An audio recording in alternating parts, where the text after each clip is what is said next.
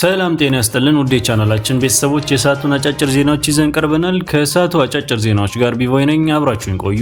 ለቻናሉ አዲስ የሆናችሁ ሰዎች ቻናሉን ሰብስክራይብ በማድረግ የቤተሰብ አባል እንድትሆኑ በአክብሮት ጠይቃለሁ። ወደ ዜናዎቹ እናመራለን። ወደ ሲኦል እንኳን ደህና መጣችሁ።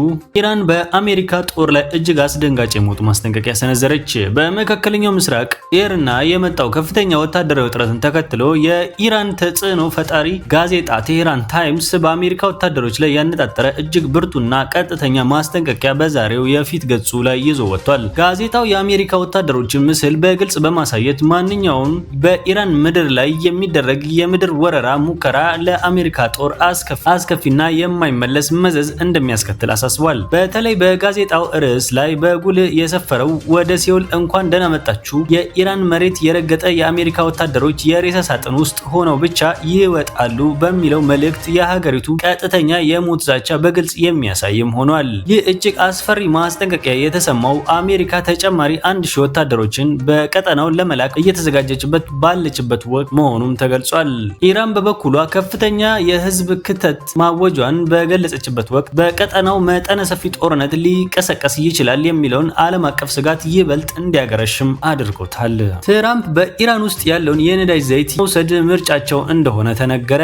ፕሬዚዳንት ዶናልድ ትራምፕ እሁድ ዕለት እንደተናገሩት በኢራን ውስጥ ያለውን የነዳጅ ዘይት መውሰድ እንደሚፈልጉና ከ90 በመቶ በላይ የኢራን ዘይት ወደ ውጪ የምትልክበትን የካርግ ደሴት ኤክስፖርት ማዕከል ለመያዝ ማቀዳቸውንም ገልጿል። ፕሬዚዳንቱ ከፋይናንሻል ታይምስ ጋር ባደረጉት ቃለ ምልልስ የኔ ምርጫ ነዳጅ ዘይቱን መውሰድ ነው ብለዋል። እውነት ለመናገር የምወስደው ነገር በኢራን ውስጥ ያለው የነዳጅ ዘይት መውሰድ ነው። ነገር ግን አንዳንድ የማይረቡ ሰዎች ለምን እንዲህ ታደርጋለህ ይላሉ። እነዚህ ግን የማይረቡ ሰዎች ናቸውም ሲሉ አክለዋል። በዚህ ወር መጀመሪያ ላይ ከኤንቢሲ ኒውስ ጋር ባደረጉት ቃለ ምልልስ ትራምፕ የኢራንን የነዳጅ ዘይት የመውሰድ እቅድ አሎት ወይ በሚል ለቀረበላቸው ጥያቄ መልስ ከመስጠት ተቆጥበዋል። በወቅቱ እንደ ቬንዙዌላ በአሜሪካ ያደረጉት እንደሆነ ሲጠየቁ ሰዎች ስለዚህ ጉዳይ አስበዋል፣ ነገር ግን ስለዚህ ጉዳይ ለመናገር በጣም ፈጥነናል ማለታቸውም ይታወቃል።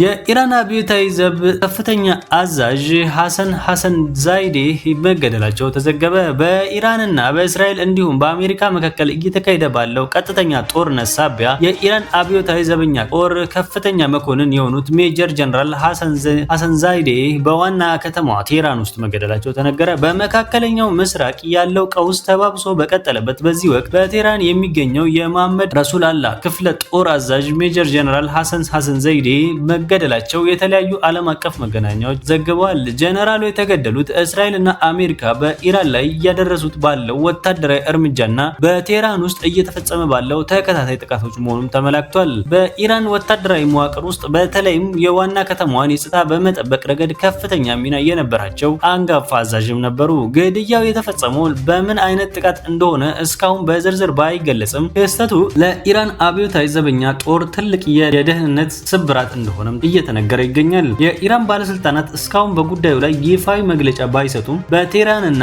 በሌሎች ቁልፍ ከተሞች ያለው ወታደራዊ ዝግጁነት ወደ ከፍተኛ ደረጃ መሸጋገሩም ተዘግቧል። በሌላ መልኩ ይህ ግድያ በሶስት ሀገራት መካከል ያለውን ጦርነት ይበልጥ ሊያብስብስ እንደሚችልም ተንታኞች ስጋታቸውን እየገለጹ ይገኛሉ። በእስራኤል የነዳጅ ማጣሪያ ላይ ጥቃት ደረሰ። በእስራኤል ሃይፋ ከተማ የሚገኘው የነዳጅ ማጣሪያ ላይ በደረሰ የሚሳኤል ጥቃት በአንድ ኢንዱስትሪ ህንፃ ላይ እና የነዳጅ አኝ ተሽከርካሪ ላይ ከፍተኛ ጉዳት መድረሱን የእሳትና አደጋ መከላከል አገልግሎት አስታውቋል። ጥቃቱ የተፈጸመው ከኢራን ከሂዝቦላ በታለመ የተቀናጀ የሚሳኤል ውርጅብኝ ውስጥ ሲሆን በእስራኤል መከላከያ የከሸፈ ሚሳኤል ፍንጣሪ በነዳጅ ታንከር ላይ በማረፍ እሳት ተቀስቅሷልም ተብሏል። በአሁኑ ወቅት የሰው ህይወት ላይ ጉዳት ባይደርስም አደጋው ወደ ሌሎች ማከማቻዎች እንዳይዛመትም ጥረት እየተደረገ ይገኛልም ተብሏል። ስፔን በኢራን ጦርነት ለሚሳተፉ አሜሪካ አውሮፕላን ላይ የአየር ክልሏን መዝጋቷን የሀገሪቱ መከላከያ ሚኒስቴር አስታወቀ። የስፔን የበረራ መቆጣጠር ማማ ስፔን በኢራን ላይ ጥቃት የሚፈጽሙ የአሜሪካ ወታደራዊ አውሮፕላኖችም በግዛቷ እንዲያርፉ የአየር ክልሏን መዝጋቷን የሀገሪቱ መከላከያ ሚኒስትር ማርጋሪታ ሮቤልስ አስታወቁ።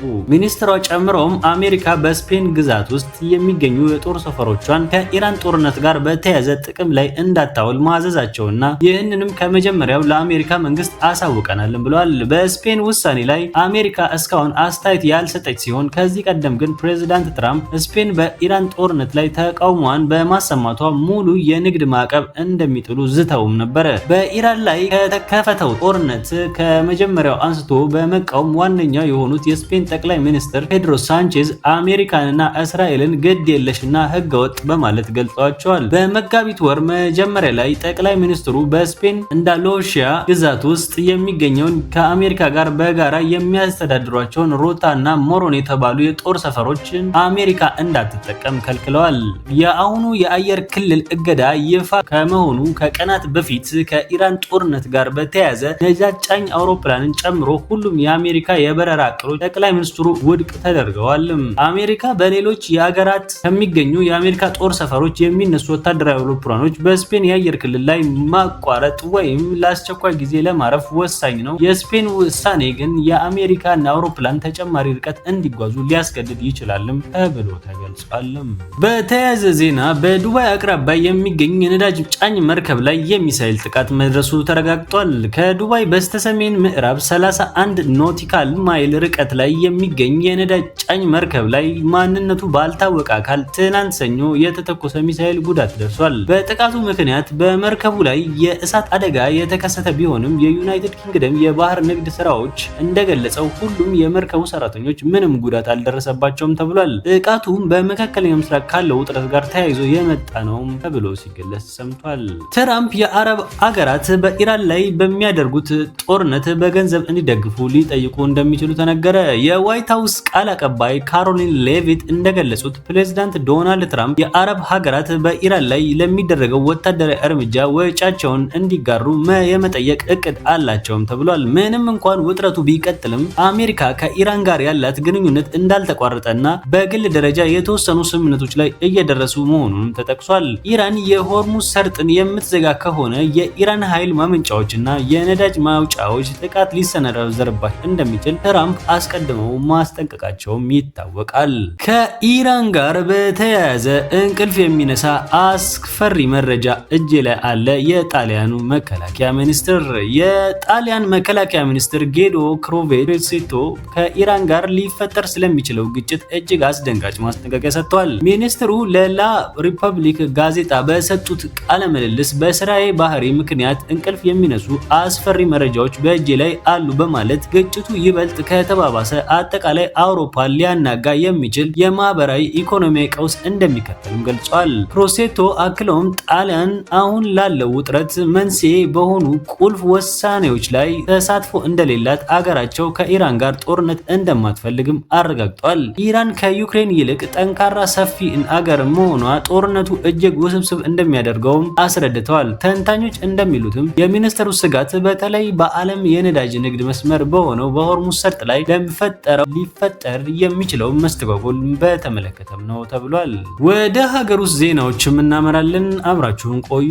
የመንግስት ተቋማት ነዳጅ ለመቆጠብ የሚያስችሏቸውን ተጨማሪ እርምጃዎች መውሰድ ጀምረዋል። መንግስታዊ ኢትዮ ኢንጂነሪንግ ግሩፕ ነዳጅ ለመቆጠብ ሲል የሰራተኞች ስብሰባ በበይነ መረብ እንዲሆንና ሰራተኞቹ ወደ ተለያዩ የፕሮጀክት ቦታዎች ሲጓዙ ትራንስፖርት በጋራ እንዲጠቀሙ መመሪያ ያስተላለፈ ሲሆን ከመደበኛ የስራ ቀናት ውጪ ልዩ ተልዕኮ ካላቸው ከበላይ ኃላፊው በስተቀር ተሽከርካሪዎች እንዳይንቀሳቀሱ አግዷል። ኩባንያው ለኃላፊዎች በመደበው ወርሃዊ የነዳጅ ኮታ ላይ ቅነሳ ማድረጉንም ገልጧል። ሆኖም ኩባንያው ሰራተኞቹ ተገደው ፈቃድ እንዲያወጡ አድርጓል በማለት አንዳንድ የዜና ምንጮች ያሰራጩት መረጃ ከእውነት የራቀ መሆኑን ተረጋግጧል። የትግራይ ጊዜያዊ አስተዳደር ፌዴራል መንግስት ለትግራይ መንግስት ሰራተኞች ደሞዝ በጀት ለቋል ተብሎ በማህበራዊ መገናኛ ዘዴዎች እየተሰራጨ ያለው መረጃ መሰረተ ቢስና የተሳሳተ ናቸው አለ። ጊዜያዊ አስተዳደሩ የእነዚህ አይነቶቹ መረጃ ዋና ዓላማ በመንግስትና በህዝብ መካከል አለመተማመን መፍጠር ነው በማለት ትናንት ባወጣው መግለጫም ኮንኗል። የፌዴራል መንግስቱ